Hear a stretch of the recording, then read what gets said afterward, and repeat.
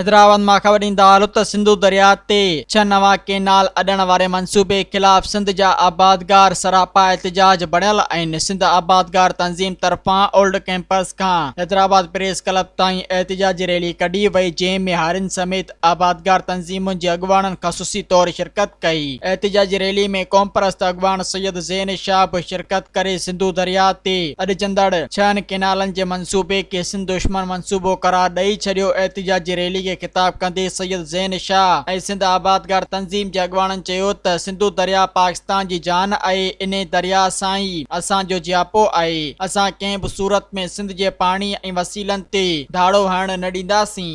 मज़ीद ख़बरनि ऐं तफ़सीलात लाइ विज़िट कयो असांजी वेबसाइट www.awamiNewsHD.com ऐं ॾिसंदा रहो अवामी न्यूज़ HD।